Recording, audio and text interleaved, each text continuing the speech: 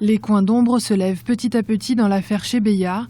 Le procès en appel de la Haute Cour militaire de la République du Congo voit l'apparition d'une troisième victime dans l'affaire de l'assassinat de Floribert Chebeya qui pourrait faire basculer définitivement l'enquête. Cette troisième victime pourrait être un témoin oculaire de l'agression, voire le meurtre de Floribert Chebeya et son chauffeur Fidel Bazana. Nous sommes en droit de croire que la troisième personne qui devait être assassinée ce jour-là, c'est l'agent de police judiciaire Kabongo parce que, de son retour du camp Kokolo et ayant vu ce qu'il se passait, il s'était caché, et de sa cachette, il observait tout ce qui se passait contre Floribert Chebeya. Depuis la toute première instance en 2010, l'officier de police avait été appelé à la barre sans jamais se présenter. Sa disparition laisse penser qu'elle est un lien avec ce à quoi il aurait alors assisté. Tout ce que nous savons que c'est la police nationale qui a procédé, qui est censée protéger la population, mais c'est la police qui s'est fait passer pour des bourreaux, alors qu'ils ont un rôle protecteur. La police nationale, à travers certains de ses dirigeants, c'est pas toute la police, mais à travers certains de ses dirigeants, ont procédé à l'exécution de Floribert Chebeya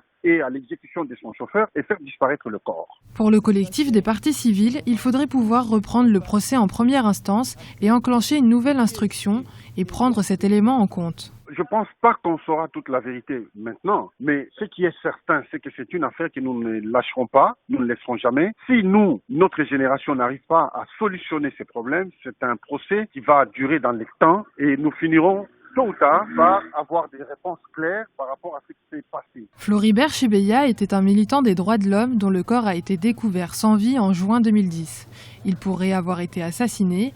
L'affaire a été dénoncée par la communauté internationale qui a lancé des appels pour une enquête indépendante.